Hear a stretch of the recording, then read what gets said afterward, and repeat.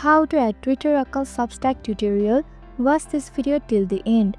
First thing first, open any browser on your device. Now click on the search bar at the top and search for Substack. From the search result, open the official link and log into your account if you haven't already. Once you are logged in, head to the top right corner and click on the hamburger icon to open the menu. Now tap on Settings. Under your settings, tap on Edit button next to your profile. Furthermore, scroll down until you see the option labeled X. This is where you can connect your X account. In the message bar, type your Twitter username.